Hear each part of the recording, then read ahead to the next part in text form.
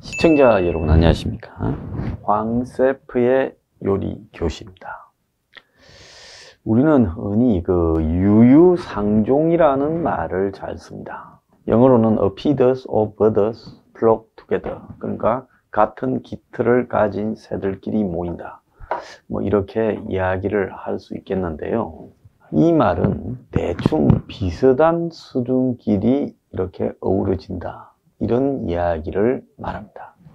근데 본 황셰프는 지금으로부터 한 30년도 더 전에요.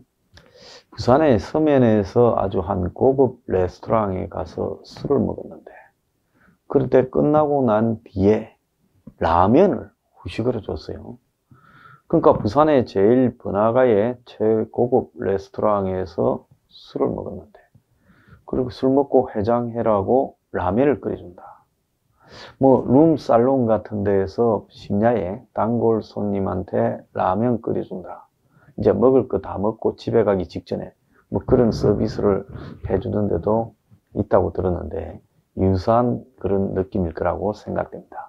그래서 좀 어울리지 않는 것들을 갑자기 맞이했을 때 좀 이질감도 있고 특별히 서비스를 받고 있다, 이렇게 느끼게 되죠. 자, 이번에 보면 선동 오징어 게이트, 사기치다가 찌질하게 수십 명한테 몇백만 원씩 사기를 쳐먹다가 깜빵에 갔다가 특사로 풀려나왔는데, 깜빵 안에 동기를 잘 만났습니다.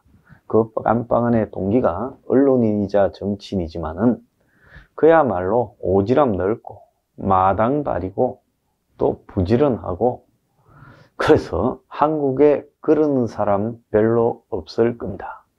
제가 잘 아는 송씨다, 이렇게 이야기를 할 수 있어요.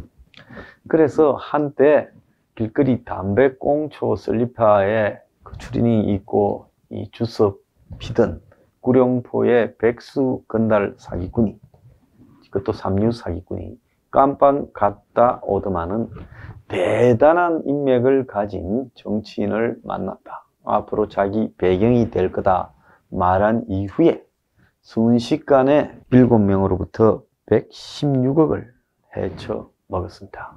그런데 그가 아마 이 선거 출마를 하다가 다소 자기는 좀 억울하게 다른 사람을 좀 선거법을 위반하여서 공격했니 하는 부분을 가지고 징역 10개월을 받고 깜빵에 갔던 송씨. 근데 그 두 사람이 깜빵에서 만나면서 이 43살에, 현재 43살이니까 그때는 30대였겠죠. 이 김씨는 아마 이 사람을 사부로 모시겠다고 했을 겁니다. 우리 송씨가 구라가 되게 좋은 사람이에요. 제가 잘 아는 안지 한 20년 된 사람입니다. 그래서 이 송씨의 구라에 아마 이 김씨가 꼬박 갔을 거다. 그래서 송씨는 사실 이 사건과 관련해서 송씨가 김씨하고 같이 결탁해서 누구한테 피해를 끼치거나 또 손실을 줬거나 이러기보다는 어쨌든 송씨 자신부터 사기당했고 사부가 제자한테 사기를 당한 거죠. 이제 하산을 해야 됩니다, 사부도. 그뿐만 아니라 자기가 소개했던 김무성이나 이런 사람들이 이제 다 이 사람 때문에 망신을 당하고, 특히 김무성을 소개하고 또 김무성 형도 소개했을 거라고 보는데, 다 지금 형은 86억 5천만 원을 떼였어요.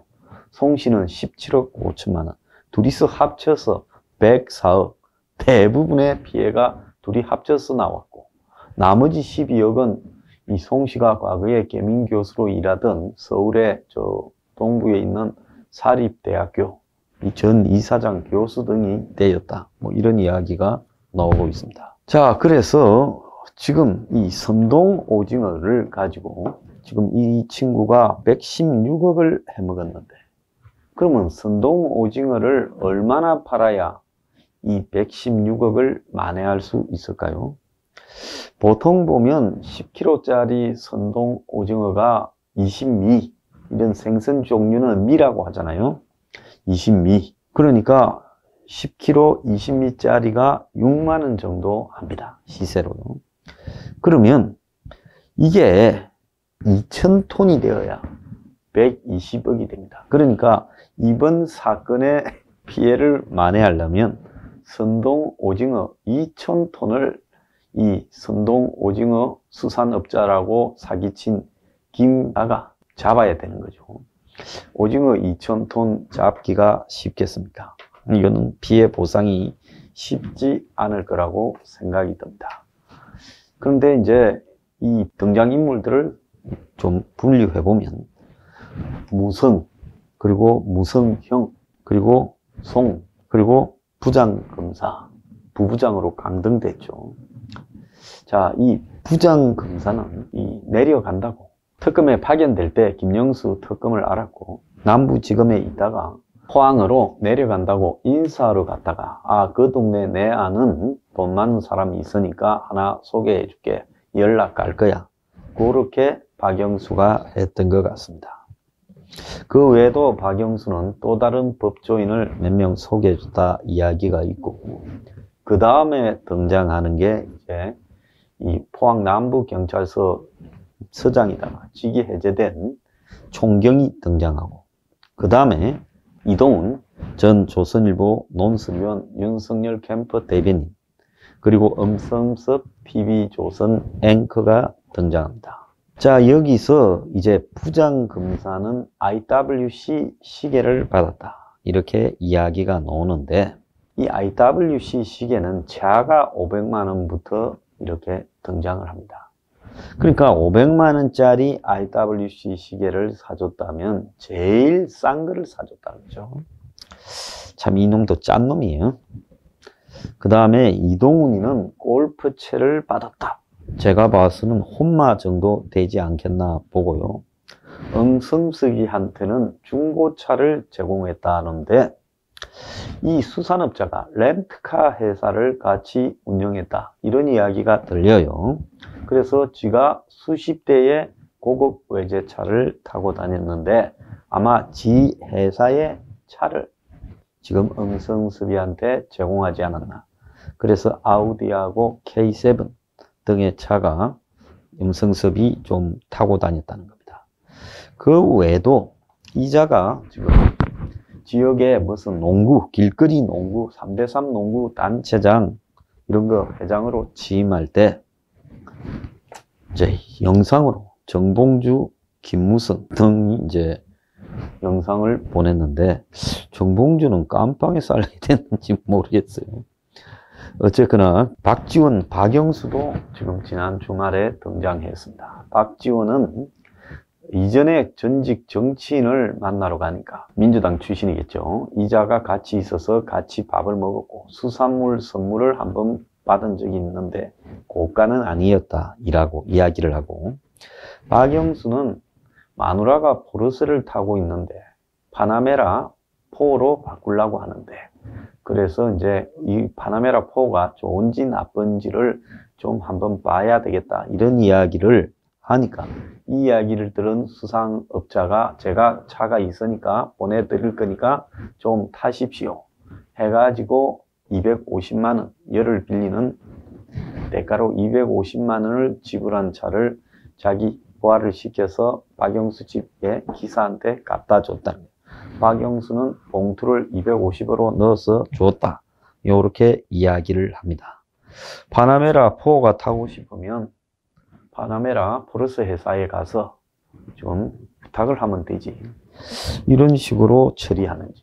그래서 박영수는 특히 지금 엄격한 도덕적 기준으로 박근혜 정권을 작살낸 자가 이런 사기꾼과 만나고 다니면서 한 2번 이상은 만나지 않았겠어요?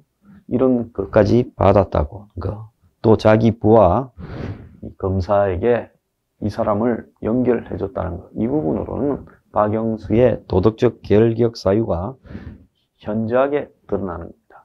박지원도 마찬가지로, 지는 뭐 국정원이 원장이 아니었을 때 같다고 말을 하는데, 이런 친구를 만나려고 다닌 것 자체가 문제고요.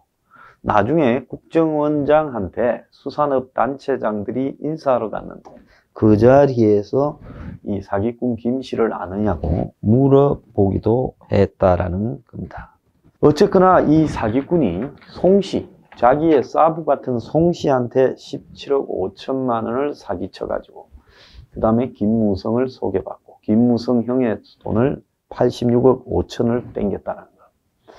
자, 이건 보통 실력이 아니다는 거. 일치월장했다고 봅니다. 그러니까 동네 김밥 라멘집을 하다가 그야말로 저 하얏트 호텔의 칩 세프가 됐다. 이렇게 봐야 될 것 같습니다. 자, 여기서 이제 나오는 이야기는 이 풀빌라에서 성상납을 하는데 이 구룡포에 그것도 지끄라고 뻥을 쳤대요. 이자는 사무실을 수시로 잘 인테리어에서 바꾸고 그 사무실을 지 빌딩이라고도 하고 그리고 20여 대의 외제차를 타고 다니면서 다 지끄라고 하고 전부 렌트인 거겠죠. 그리고 또 이 풀빌라도 지끄라고 해서 풀빌라를 빌렸어. 왜 우리 외국 영화에 보면 나오잖아요. 이쁜 여자들 불러서 벗고 다니게 하고 방에서 뭐 성적 뭐 어쩌고 저쩌고 하고 이런 일을 했다는 겁니다. 그래서 하루 빌리는데 100만 원이 넘는 구룡포 풀빌라를 빌렸는데 8명이 있었다. 자, 거기에 지금 엄성섭 씨가 등장하는데 저는 본인은 부인하고 있고 아닐 거라고 믿고 싶습니다. 아우디 A6 한 달에 이 할부로 사면 한 80만 원씩 넣어야 되고 K7은 한 달에 한 30만 원대를 넣어야 되는 차입니다. 이 두 차를 빌려줬다. 이렇게 지금 이야기가 나오고 있습니다. 자, 어쨌거나 지금 등장한 인물보다도 훨씬 많은 인물이 등장하는데 문 정권이 신이 나서 조져되고 있습니다. 근데 지금 등장하고 있는 인물들을 보면 다 이 정권과 가까운 인물들이다. 박영수, 박지원, 김무성 다 가까운 인물들이다. 이게 뭐냐? 지금 여야가 없이 혼재되어 있는 상황에서 사기꾼은 정권 실세가 필요하지. 정권 허세는 별 필요 없지 않겠어요? 다만 이 포항의 이 사기꾼이 그 근처를 기반을 다져서 사기를 더 치기 위해서는 동당의 국회의원 몇 명도 조만간 등장할 거라고 보고 있습니다. 어쨌거나 시골에 저 김밥 라면집 하던 애가 순식간에 이 서울 남산의 하얏트 호텔 수석 주방장 격으로 승진한 셈이 됐는데 이자의 말로는 아주 디테일했습니다. 전부 찍어놓고 전부 문자를 남기고 전부 기록을 남겨서 지가 먼저 경찰에 불어댔다는 겁니다. 참 지저분한 놈이 아니라 할 수 없습니다. 오늘의 디저트. 참 한국에 난다 긴다 하는 놈들이 한심하다.